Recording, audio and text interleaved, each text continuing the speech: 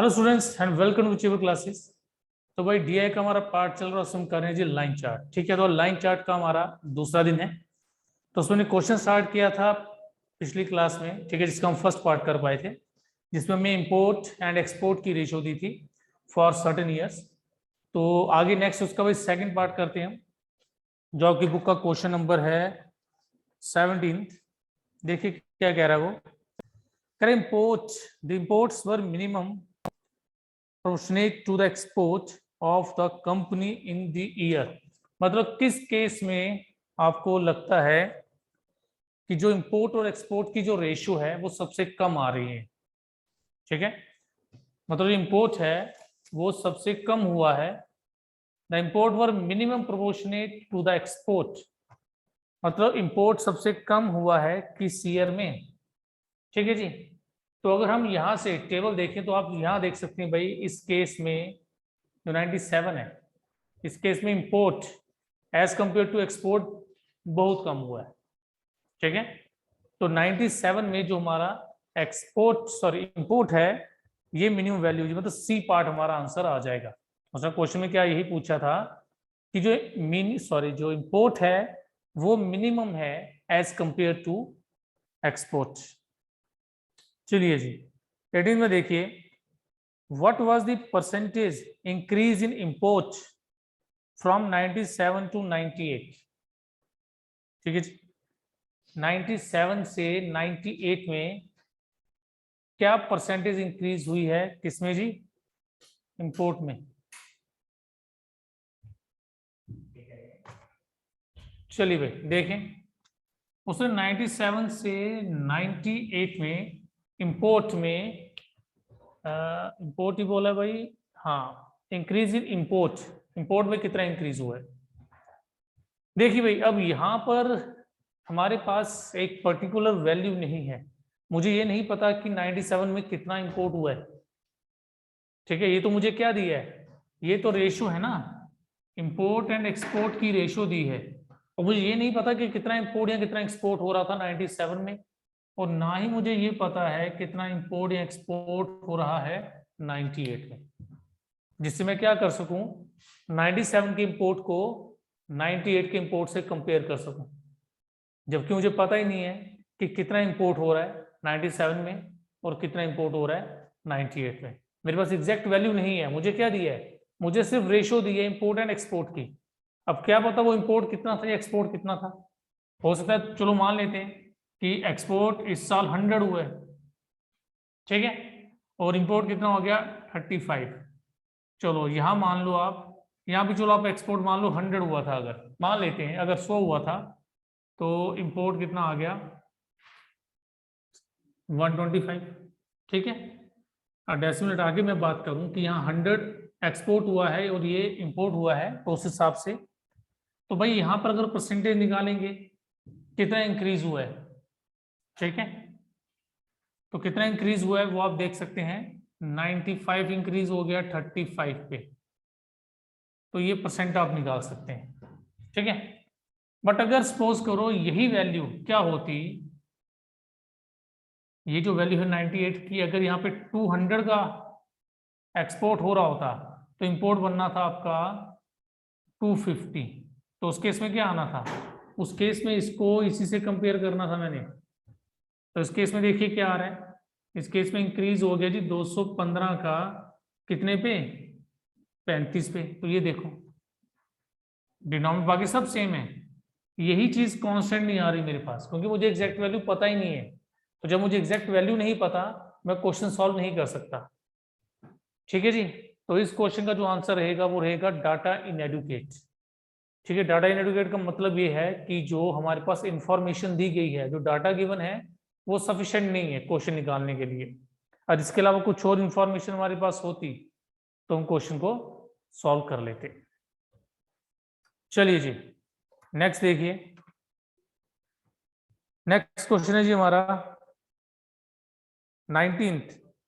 देखिए 19th में मुझे एक एग्जैक्ट वैल्यू दी है, उसने क्या बोला है, कह रहा है अगर 96 में 272 करोड़ का फायदा हो रहा है तो बताइए 96 में इंपोर्ट 272 हो रहा है, तो बताइए एक्सपोर्ट कितना होगा उसी ईयर में। 96 में आपको इंपोर्ट की वैल्यू दी है, आपको एक्सपोर्ट की वैल्यू वो पूछ रहा है। ठीक है, तो ऐसा क्वेश्चन जी हमने किया था लास्ट क्लास में।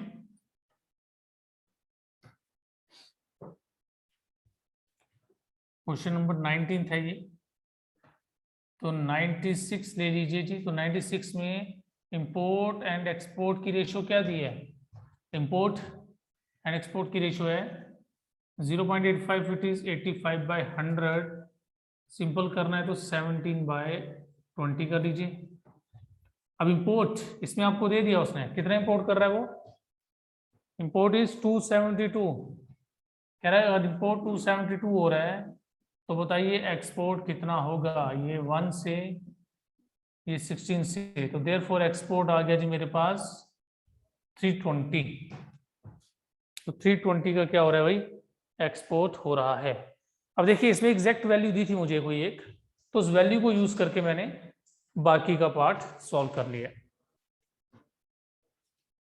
चलिए भाई, उसके बाद है हमारे पास 20th क्वेश्चन।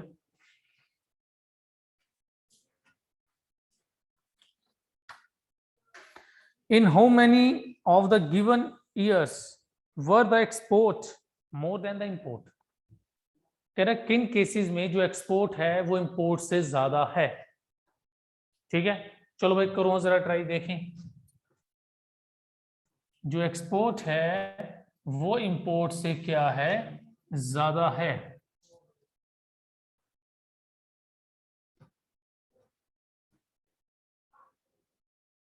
देखें भाई, अच्छा भाई एक चीज ये सुनो, अगर सपोज करो मैं एक नंबर लिख रहा हूं 2/3 लिख दिया, इसका आंसर 0.67 आ जाएगा। 4/5 लिख रहा हूँ, आंसर 0.8 आ रहा है।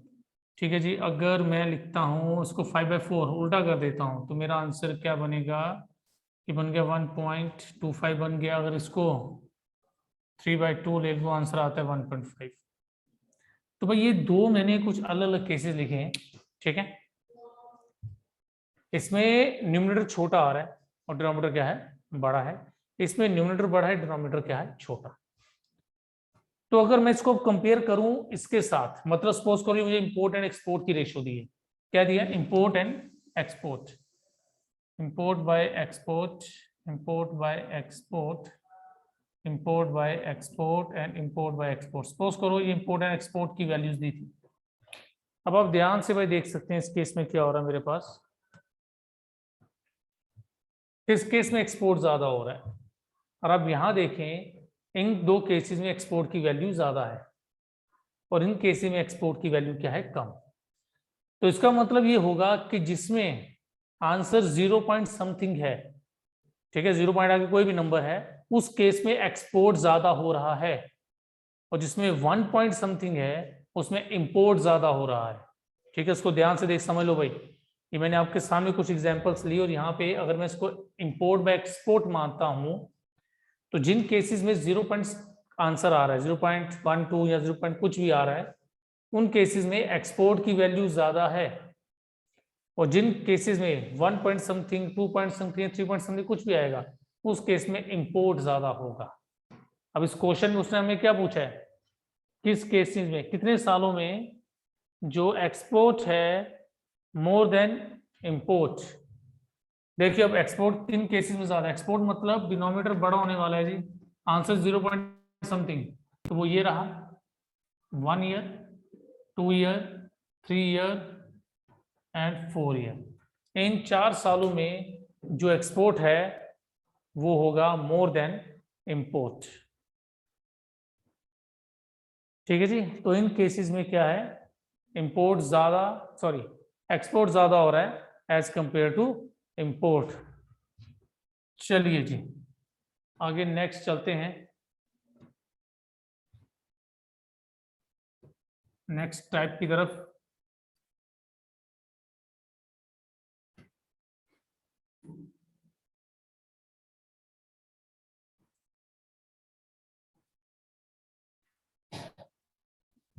चलिए भाई, तो भाई नेक्स्ट टाइप हमारे पास है भाई पाई चार्ट। ठीक है, नेक्स्ट टाइप के हमारे पास पाई चार्ट है।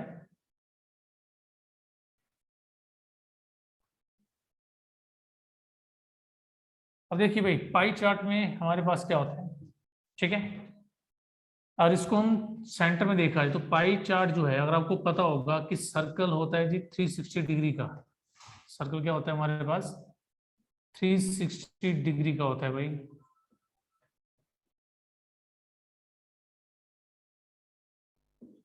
थ्री सिक्सटी डिग्री, ठीक है।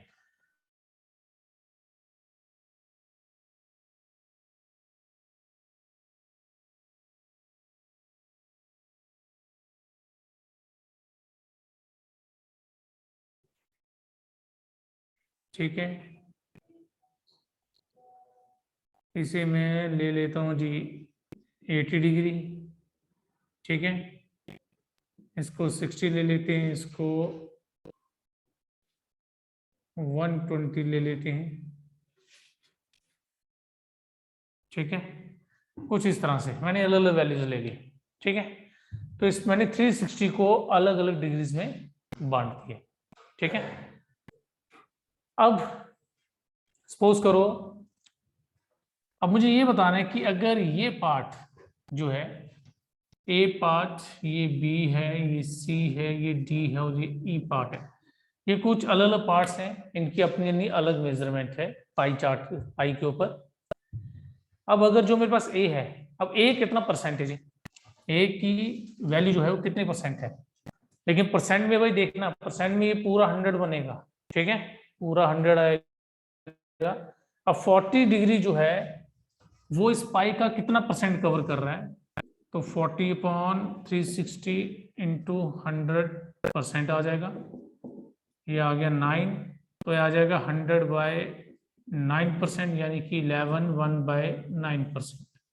तो ये जो है ये आ गया 11/9% कवर कर रहा है जी पाई चार्ट का। इसी तरह अगर आप 60 डिग्री लेके करते हैं बी के लिए, बी कितना है जी 60/360 इंटू 100, 16350, तो 50/3 मीन्स 16/2/3%। तो बी जो है वो 16/2/3% आ गया। तो इसी तरह आप किसी भी एक, जो यहाँ पे पाई के पीसीज हो रहे हैं, पाई के जो भी पार्ट्स हैं, उनमें किसी भी एंगल अगर आपको गिवन है और उसका सेंटर एंगल, जैसे सेंटर एंगल बोलते हैं, centre angle for C is 80, central angle for D is 60, central angle for E is 120। इसी तरह ए का सेंट्रल एंगल 40 है और बी का 60 है। तो जो सेंटर एंगल गिवन है अगर आपको, और आपको ये पता करना है वो परसेंट के हिसाब से पाई का कितना परसेंट पार्ट कवर कर रहा है, तो उसके लिए आप क्या करेंगे, गिवन सेंट्रल एंगल को बाय 360 के रिस्पेक्ट क्या करेंगे, परसेंट निकाल देंगे। तो 60% upon 360% is equals to, sorry into 100% करेंगे, तो जो भी आपकी वैल्यू होगी आपको पता चल जाएगा कि ये पाई का कितना परसेंट कवर कर रहा है, ठीक है। चलिए भाई, अच्छा देखिए अगर कुछ और दिया होता,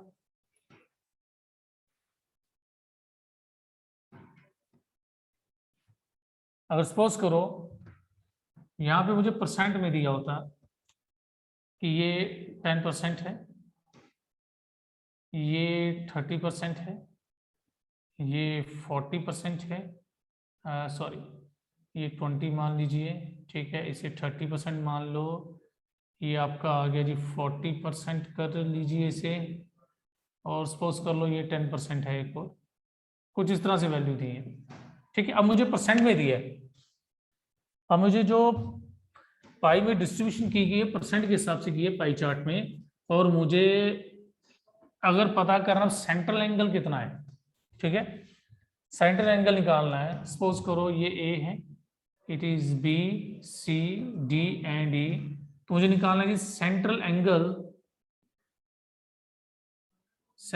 एंगल फॉर बी। अगर मुझे सेंट्रल एंगल फॉर बी निकालना है तो बी कितना है जी, बी है जी 20%, तो 20% ऑफ 360 निकाल देंगे जी हम, ठीक है। तो वो हमारा आ जाएगा 72 डिग्री। कितना आ जाएगा? 72 डिग्री आ जाएगा। ओके, अगर इसी तरह मुझे क्या करना है, सेंट्रल एंगल फॉर क्या निकालना है, सी निकालना है, तो हम क्या करेंगे, 30% ऑफ 360 डिग्री कर देंगे, तो ये आ जाएगा 108। तो इस तरह अगर हमें परसेंट में पाई की वैल्यू दी है और अगर हमें सेंट्रल एंगल निकालना है तो हम इस तरह से निकाल सकते हैं। ठीक है जी, ओके। तो ये रहा थोड़ा सा पाई के बारे में इंट्रोडक्शन। और बाकी क्वेश्चन इसमें कैसे आएंगे, क्वेश्चन वही है इसमें, परसेंटेज से रिलेटेड, एवरेज से रिलेटेड या रेशियो से रिलेटेड होंगे, या एवरेज रिलेटेड भी हो सकते हैं, तो कुछ अलग अलग तरह के। ठीक है जी, तो चलिए जरा अब हम स्टार्ट करते हैं अपना क्वेश्चन जो पाई चार्ट से रिलेटेड है।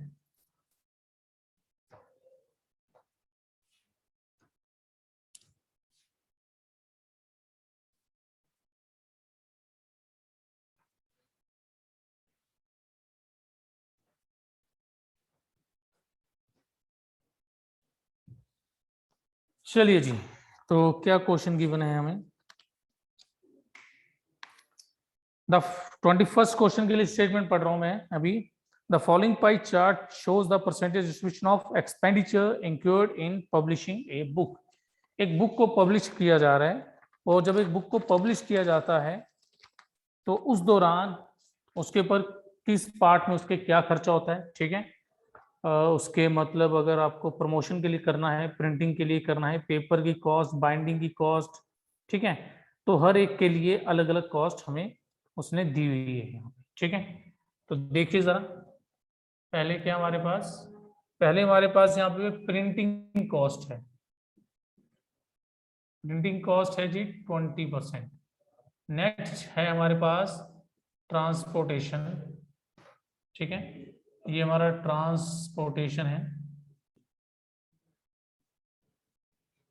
और ट्रांसपोर्टेशन हमें दिया हुआ है अबाउट 10%। देन है हमारे पास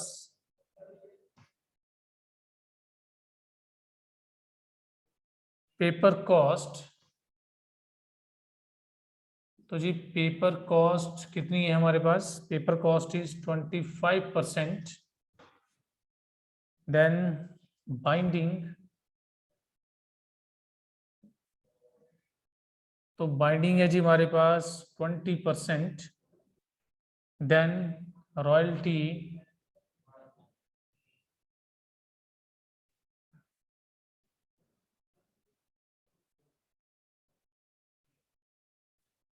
रॉयल्टी हमें दी है उसने 15%, and promotion cost is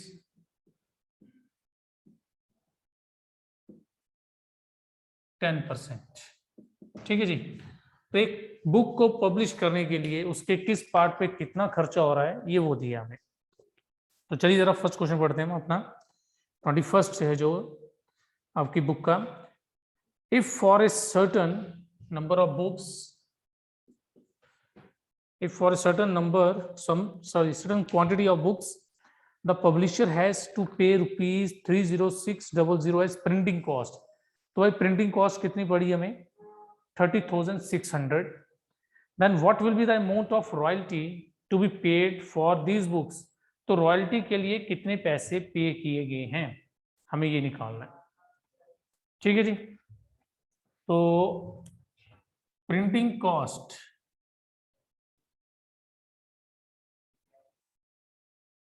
printing cost कितनी दी है जी हमें, रुपीज 30600, डेट इज, लेकिन प्रिंटिंग कॉस्ट है कितनी जी, प्रिंटिंग कॉस्ट हमारी है 20%। It means 20% of total cost. ठीक है जी, टोटल कॉस्ट जो है बुक की, ठीक है, जहाँ आप सीपी मान सकते हैं, जो भी है कॉस्ट प्राइस मान लो कि जो टोटल उसकी कॉस्ट प्राइस पड़ रही है उसका 20% क्या है, 30600। ठीक है, बुक की जो कॉस्ट प्राइस हमें पड़ रही है एक्चुअल, उसका 20% 30600 है। ठीक है, ओके।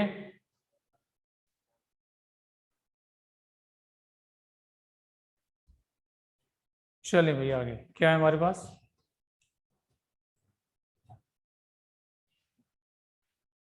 ये क्या आएगा जी 20%। आगे 20% कितना होता है जी? 20% हमारे पास आ गया 1/5 ऑफ कॉस्ट प्राइस इज 30600। तो एक्स कितना आ जाएगा जी हमारे पास? हमारे पास जो एक्स आ गया 151200। अभी एक्स क्या निकला है? ये एक्स हमारे पास है जी टोटल कॉस्ट।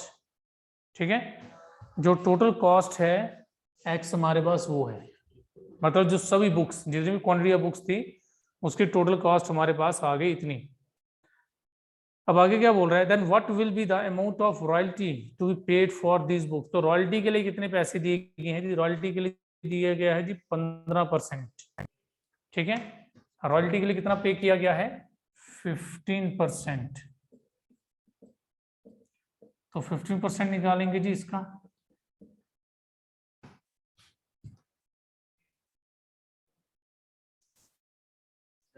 एक मिनट भाई, सॉरी सॉरी सॉरी, थोड़ा सा गलत हो गया है।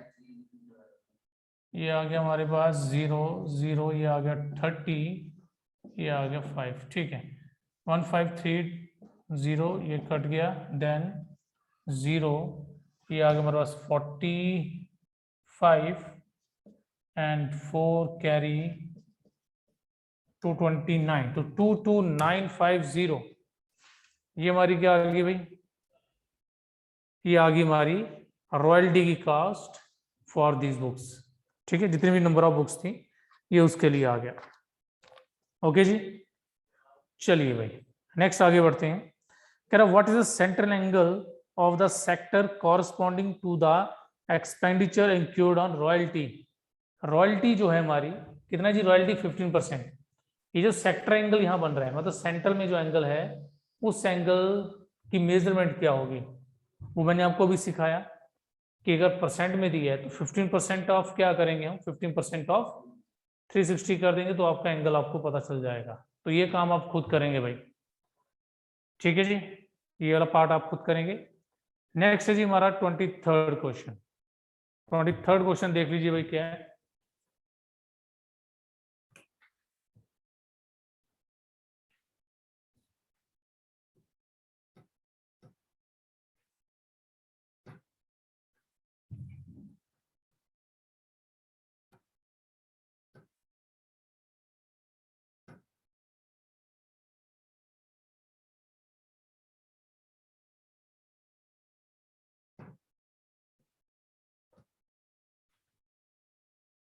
चलिए जी देखिए 23rd क्वेश्चन में क्या कह रहा है वो मैं।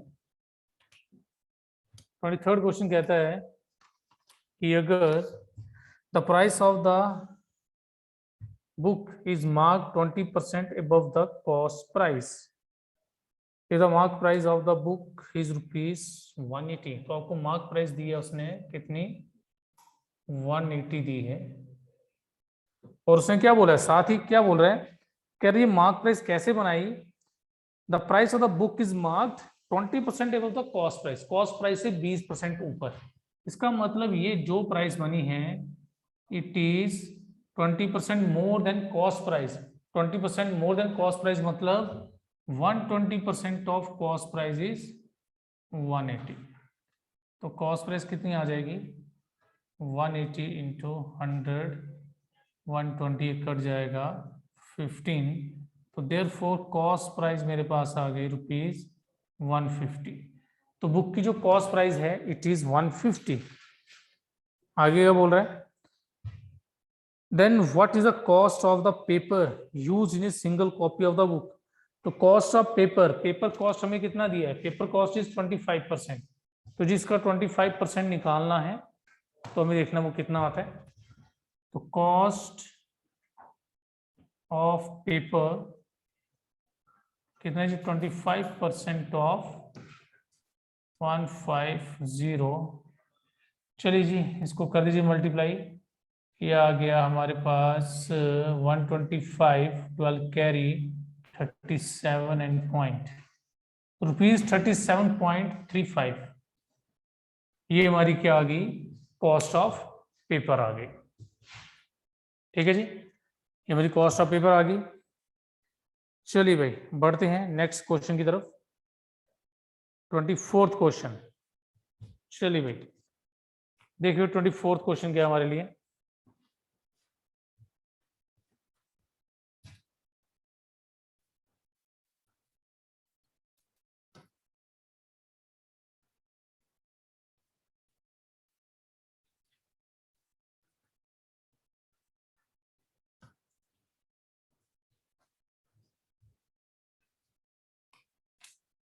चलिए 24th क्वेश्चन में क्या बोल रहे हैं,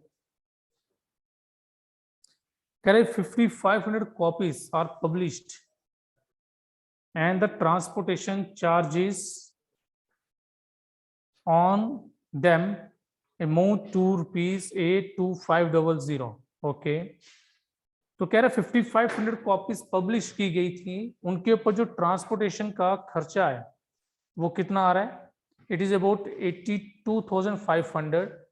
अब आपको बताना है सेलिंग प्राइस कितनी होगी of the book.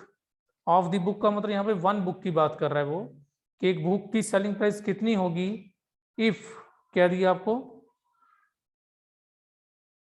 So that the publisher can earn A profit of 25%। जो पब्लिशर है उसको कितना प्रॉफिट हो रहा है, 25% का अगर फायदा हो रहा है तो एक की cost price sorry selling price बतानी है आपको। तो देखिए भाई अभी हमारे पास क्या दिया है, ट्रांसपोर्टेशन बताई है 5500 कॉपीज की, जिसका खर्चा कितना है 82500।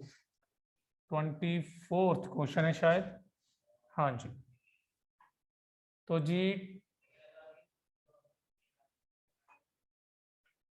ट्रांसपोर्टेशन कॉस्ट ऑफ 5500 बुक्स कितनी दी है जी, इट इज अबाउट 82500। 82500 ये ट्रांसपोर्टेशन कॉस्ट है 5500 बुक्स की। तो इसी तरह क्या होगा, transportation charge for one book, one book के लिए कितना आ जाएगा जी हमारे पास transportation charge, it is 82500 upon 5500। ठीक है जी, ओके। चलिए अब इसको डिवाइड करते हैं, तो भाई ये चला जाएगा हमारे 511 से, एंड ये जाएगा जी 5157 no 5 1s are 32 sorry 6 and 5, ये 1 से एंड 15 से इक्वल टू ₹15। तो अगर एक बुक को हमें ट्रांसपोर्ट करना है तो उसके लिए कितनी कॉस्ट होगी जी, 15 रुपए। ठीक है, एक बुक को ट्रांसपोर्ट करने के लिए वो मुझसे 15 रुपीज ले रहे हैं, लेकिन देखो ट्रांसपोर्टेशन चार्ज है कितना, 10% of total charge, 10% of total charge. Total charge मतलब यहाँ पे टोटल कॉस्ट प्राइस की बात कर रहा हूं, तो यानी कि 10% ऑफ कॉस्ट प्राइस वो कितना है 15 रुपीज। तो देयरफॉर कॉस्ट प्राइस कितनी आ गई जी, कॉस्ट प्राइस आ जाएगी 150। अब कॉस्ट प्राइस 150 है तो 10 क्या निकालना है जी, सेलिंग प्राइस। तो सेलिंग प्राइस ने क्या बोला है, सेलिंग प्राइस मतलब बेचते समय उसे 25% का फायदा होना चाहिए। तो 25% का फायदा का मतलब कि कॉस्ट प्राइस को 25% बढ़ा देना, यानी कि कॉस्ट प्राइस 125% आ जाएगी। ठीक है जी, चलिए भाई अब इसको डिवाइड करेंगे सॉरी मल्टीप्लाई करेंगे हम, तो कितना आएगा भाई, ये आ गया हमारे पास, ये रहने दीजिए इसको, बाद में डेसिमल डालने के काम आएगा। ये 75 आ गया, देन 7 कैरी, इट इज 187.50। तो कितनी सेलिंग प्राइस आ गई हमारे पास 187.50, और ये सेलिंग प्राइस किसकी है भाई, वन नोटबुक की। ठीक है, क्योंकि मैंने यहीं पर वन नोटबुक के लिए ट्रांसपोर्टेशन चार्ज निकाल दिया था, और उसके आगे जो कॉस्ट प्राइस निकली ये भी वन बुक की आई है, तो इसका मतलब सेलिंग प्राइस भी कितनी आ गई फॉर वन बुक, तो एक बुक की सेलिंग प्राइस आ गई 187.50। ठीक है जी, चलिए भाई बढ़ते हैं आगे हमारे नेक्स्ट क्वेश्चन की तरफ।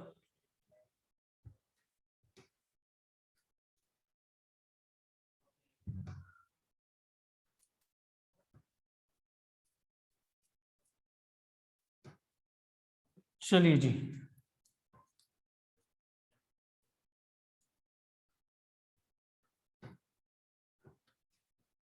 तो नेक्स्ट क्वेश्चन है जी हमारा इसमें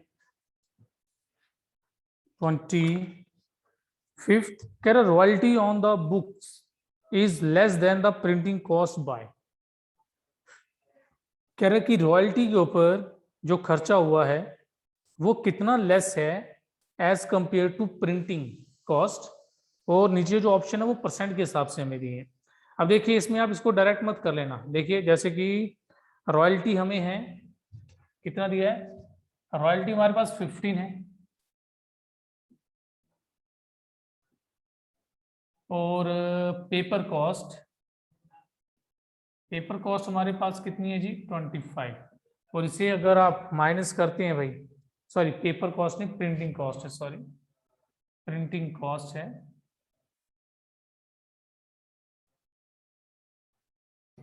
ठीक है जी।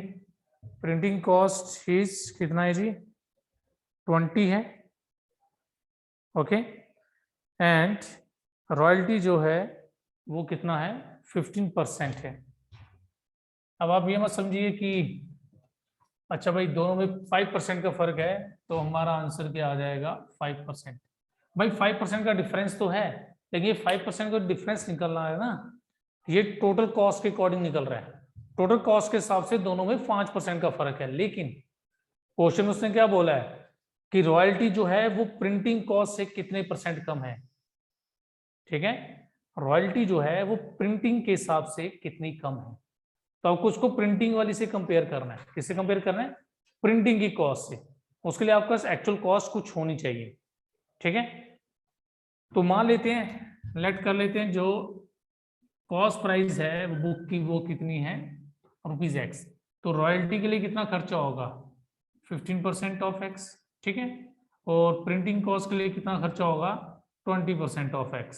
नाउ अभी निकालेंगे हम रॉयल्टी कितने परसेंट कम है, कितना कम है जी रॉयल्टी, रॉयल्टी कितना कम आ रहा है, रॉयल्टी कम आ रहा है जी 5% ऑफ X।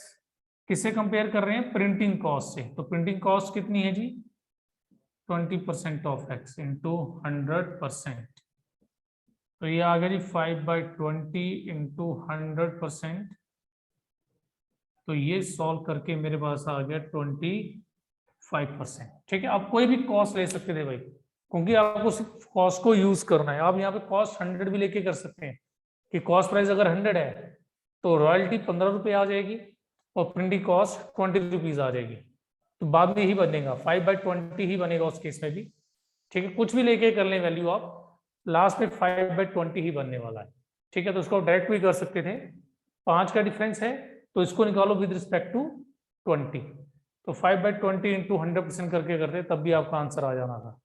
इसमें एक्स करने की लेट करने की जरूरत भी नहीं थी हमें। अब इसमें ऐसा क्यों हो गया, माना कि मेरे पास कॉस्ट नहीं थी, लेकिन इन दोनों की जो वैल्यू निकालनी थी वो सेम वैल्यू के रिस्पेक्ट में निकालनी थी, तो उससे इसे सॉल्व करना आसान हो गया। मैं कोई भी वैल्यू यूज करके इसको सॉल्व कर सकता था, ठीक है भाई। चलिए जी,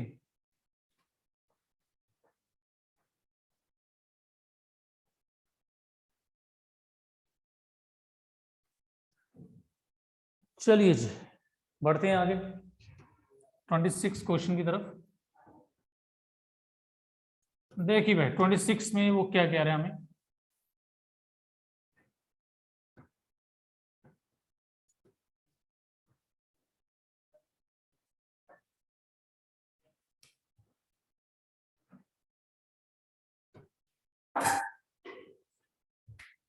देखो 26 क्वेश्चन में कह रहा है if the difference between the two expenditures are represented by 18 degree in the pie chart, तो कह रहा है पाई चार्ट में कोई दो डिफरेंस हैं वो 18 डिग्री से रिप्रेजेंट किए जा रहे हैं, ठीक है। अब आपको ये बताना है वो कौन से हैं जिनका जो एंगल है मतलब सेंट्रल एंगल का डिफरेंस 18 डिग्री, अब नीचे जो ऑप्शन दिए हैं आप इनके लिए सेंट्रल एंगल निकाल सकते हैं सबके लिए, बाइंडिंग के लिए, प्रमोशन के लिए, पेपर कॉस्ट वगैरह सबके लिए, लेकिन वो लेंथी हो जाएगा। अब देखो डायरेक्ट कैसे करेंगे, मैं सीधा ये देखूंगा कि 18 डिग्री के लिए, 18 डिग्री के लिए जो परसेंट है वो कितना बनता है। ठीक है, इसको परसेंट में कन्वर्ट कर रहे हैं। 18 डिग्री के लिए जो परसेंट है वो कितना बनेगा। ठीक है, तो ये कट गया, ये 1 आ गया, 2 आ गया, 2 1 जा 5, तो 5%। अगर सेंट्रल एंगल किसी का या सेंट्रल एंगल के बीच में डिफरेंस 18 डिग्री का है, ठीक है, तो इसका मतलब उनमें परसेंट के हिसाब से 5% का फर्क होना चाहिए। अगर सेंट्रल एंगल का डिफरेंस 18 डिग्री है तो परसेंट में 5% का डिफरेंस आना चाहिए दोनों में। तो चलिए भी ऑप्शन चेक करते हैं। जैसे फर्स्ट ऑप्शन है binding cost and promotion, binding cost and promotion, binding cost is 20, promotion is 10, दोनों में डिफरेंस 10 क्या भाई, 5% का डिफरेंस चाहिए, ये नहीं आएगा। Paper cost and royalty, paper cost and royalty, नहीं भाई, इन दोनों में भी 10% का डिफरेंस है, ये भी नहीं आएगा। Binding cost and printing cost, binding and printing, ये दोनों तो बराबर हैं जी, ये भी नहीं आएगा, इसमें लास्ट वाला ही होना चाहिए।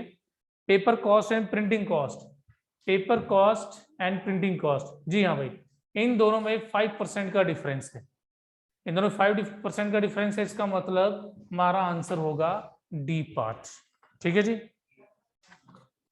तो इन डी पार्ट में जो उनके सेंट्रल एंगल का होगा, मतलब पेपर कॉस्ट और प्रिंटिंग कॉस्ट का जो सेंट्रल एंगल बनेगा उनका डिफरेंस 18 डिग्री होगा।